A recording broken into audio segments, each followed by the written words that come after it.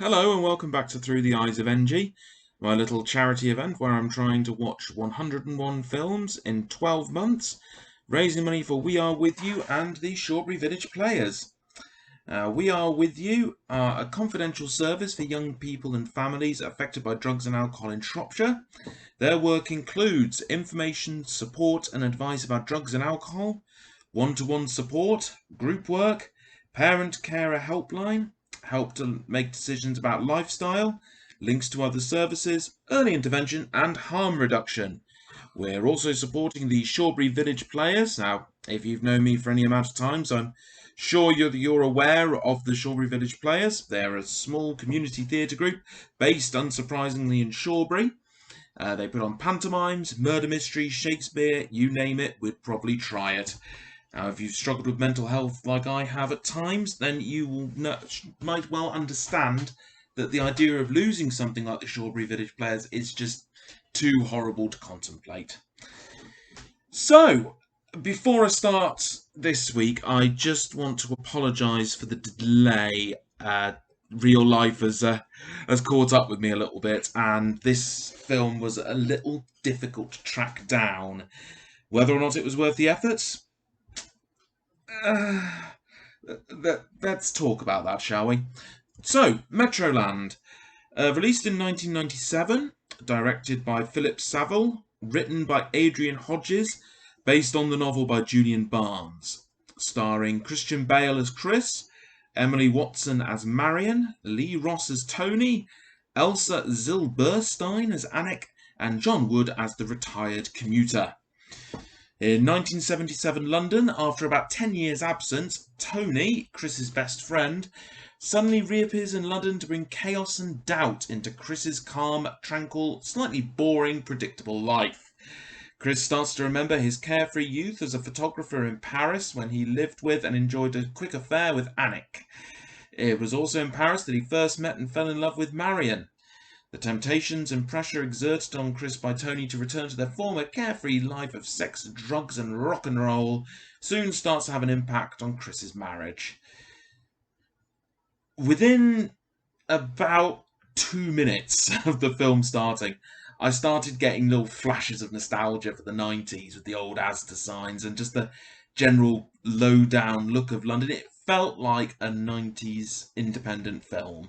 And independent film was taking off in the 90s quite strongly as smaller productions started really leaping into the mainstream, which it's debatable whether it's the first time that's happened, because in theory that really came in with the exploitation films that were coming in the 70s or 80s as the golden age of the studio system started to collapse. But I'm getting off topic again.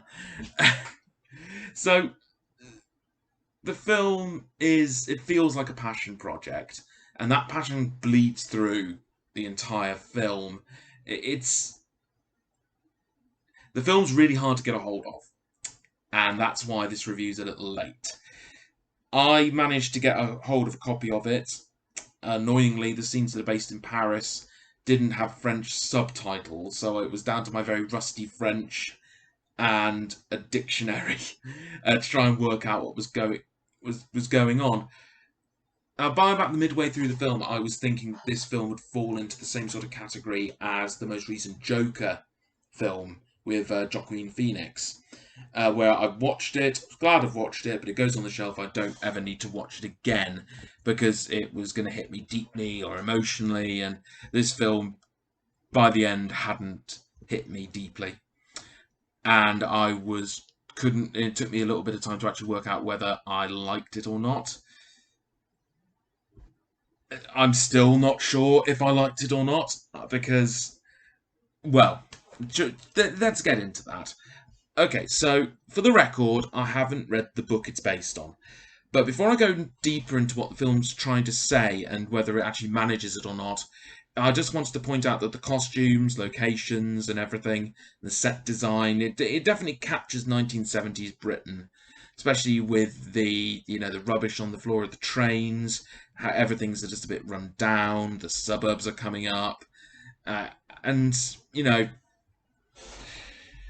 the rundown look of the film feels like the world it's based in. This kind of rundown relationship between Chris and Marion before Tony turns up again, just to shine a light on how the wheels of the world are slowly beginning to slide into this painless, boring halt.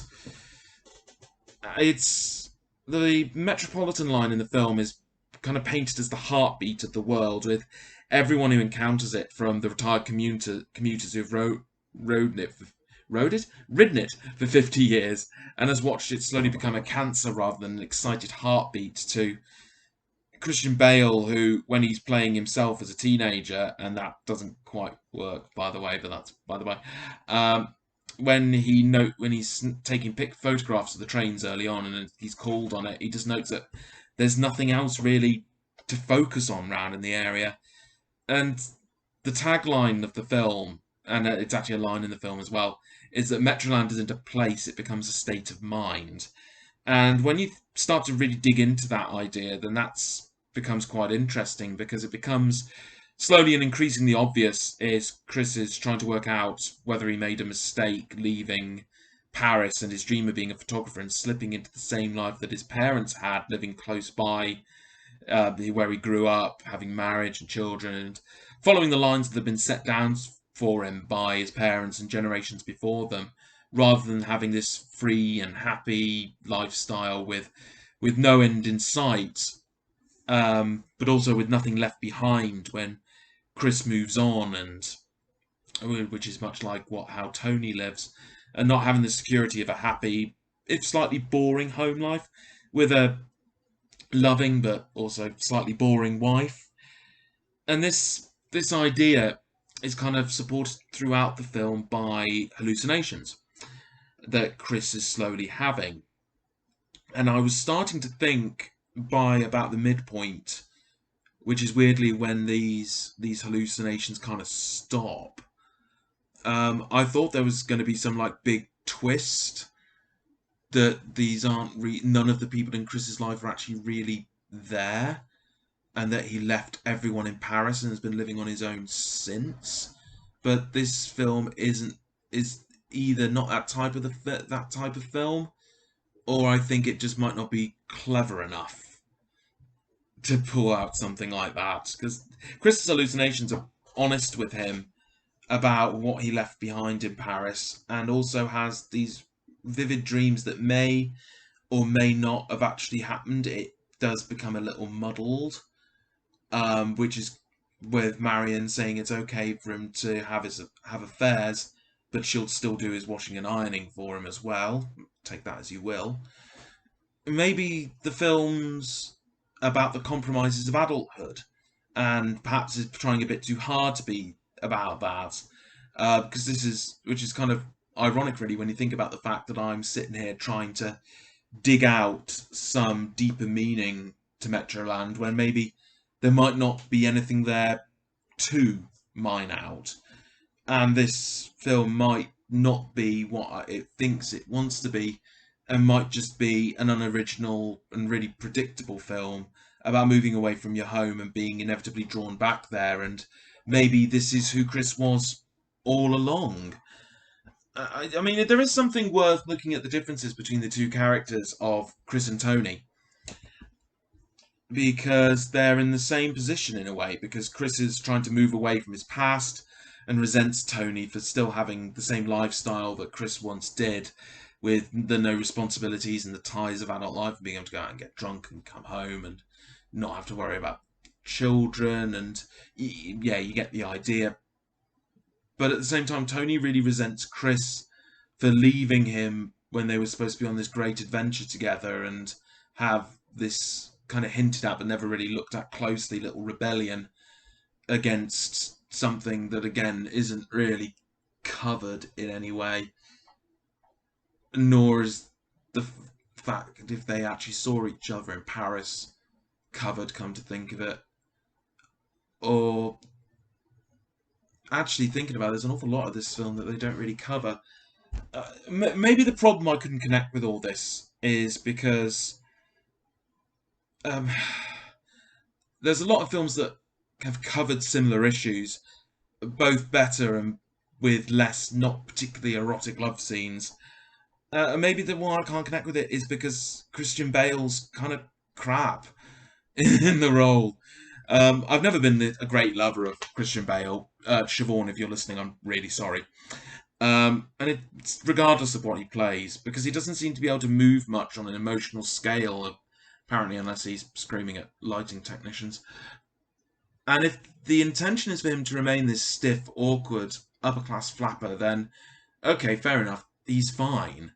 But any kind of playfulness or joy from the film mainly comes from Elsa Zilberstein as Annick, who plays a woman who's insecure in herself holding to a relationship. Oh, in sharp contrast, of course, to her confidence in the bedroom, teaching this fumbling Englishman the P's and Q's of the bedroom. And I almost feel if she's the joy, the real heart and soul of the film is with Emma Watson as Marion. And it's probably worth saying straight off the bat that I have a massive crush on Emily Watson and Helen Baxendale as well, actually, for the same reason. Just the way they look and perform. Don't ask me why.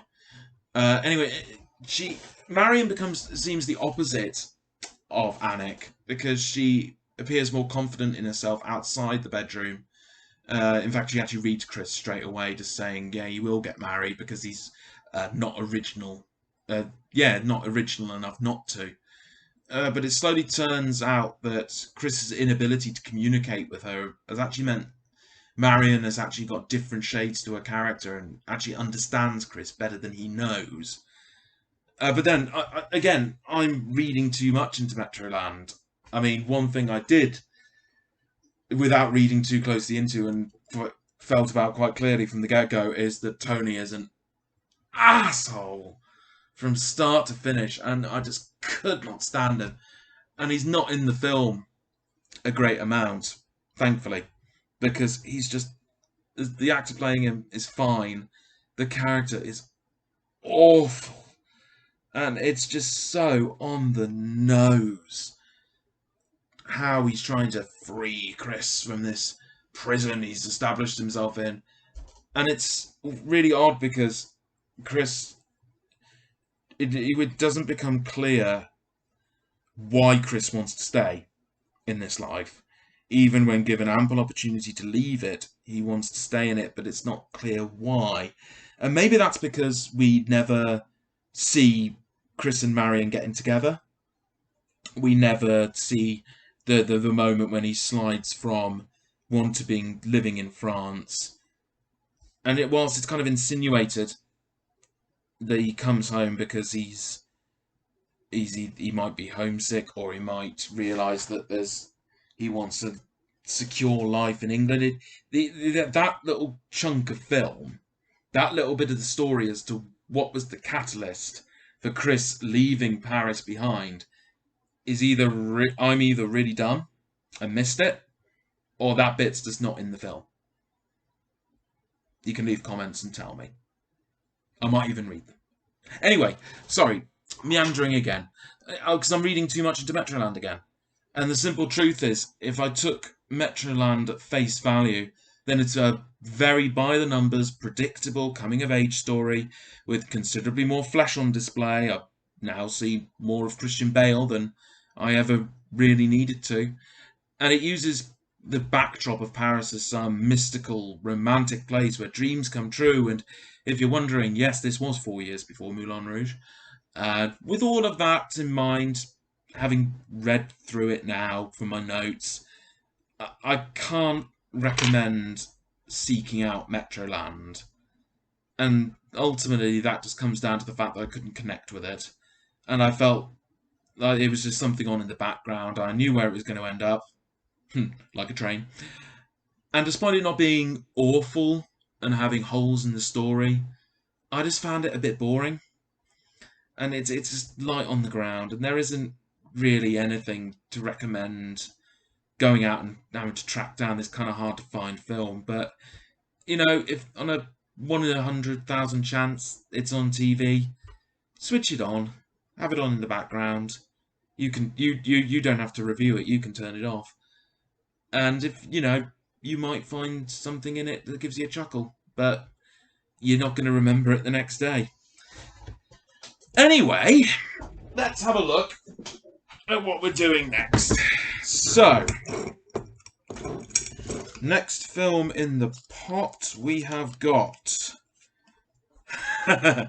okay, this one's for Astrid.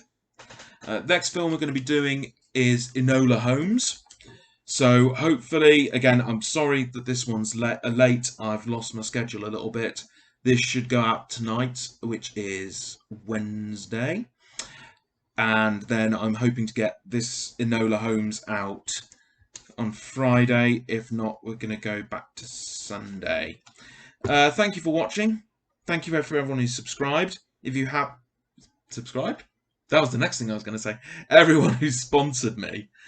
We seem to have hit a bit of a wall now at 58%. With about £147. £250 is the target. Please, please, please, please, please.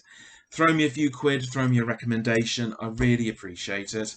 We've got some absolute crackers now on the list. I know Batman and Robin has finally gone in, and I know Mamma Mia and Rent have already gone in. So the last one of those is going to get an absolute drubbing from me. Like the video, subscribe to the video, share the video. It might turn up on the YouTube algorithm if you do. If it doesn't, it just means a few folk might see it. A few more quid goes my way.